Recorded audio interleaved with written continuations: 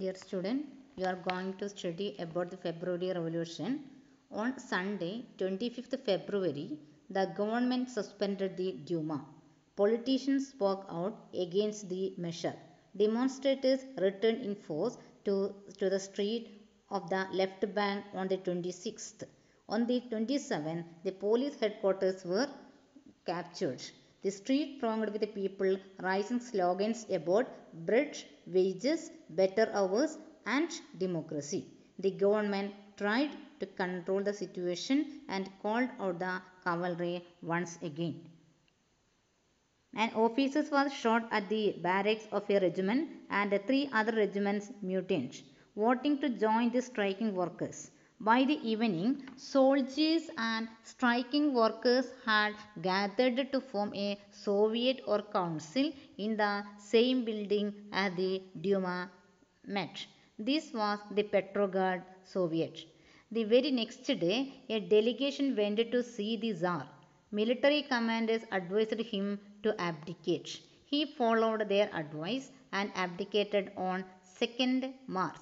Soviet leaders and Duma leaders formed a provisional government to run the country. Russia's future would be decided by a constituent assembly elected on the basis of universal adult suffrage. Petrograd had led the February Revolution that brought down the monarchy in February 1917.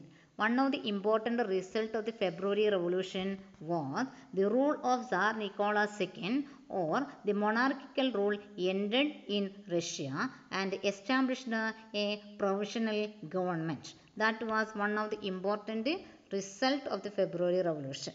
Next topic is about after February.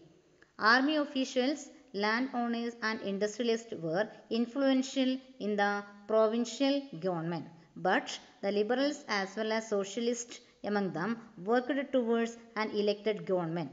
Restriction on public meetings and associations were removed. Soviets like the Petrograd Soviet were set up everywhere, though no common system of election was followed. In April 1917, the Bolshevik leader Vladimir Lenin returned to Russia from his exile.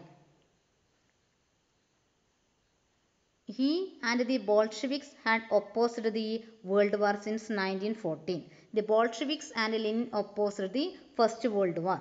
Now he felt it was a time for Soviets to take over power. He declared that the war be brought to a close, or First World War need to end, land be transferred to the peasants and banks be nationalized.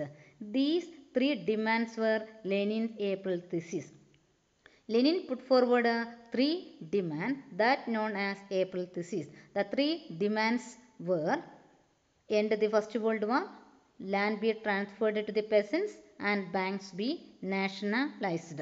Most others in the Bolshevik party were initially surprised by the April thesis. In industrial areas, factory committees were formed which began questioning the way industrialists ran their factories. Trade unions grew in number. Soldiers' committees were formed in the army. In June, about 500 Soviets sent representatives to an all-Russian Congress of Soviets. As the provisional government saw its power reduce and Bolshevik influence grow, it decided to take stern measures against spreading discontent. It resisted attempts by workers to run factories and began arresting leaders. Popular demonstrations staged by Bolsheviks in July 1917 were sternly repressed. Many Bolshevik leaders had to go into hiding or flee. Meanwhile, in the countryside, peasants and their socialist revolutionary leaders pressed for a redistribution of land. Land committees were formed to handle this. Encouraged by the socialist revolutionaries, peasants seized land between July and September 17. As the conflict between the provisional government and the Bolsheviks grew, Lenin feared the provisional government would set up a dictator.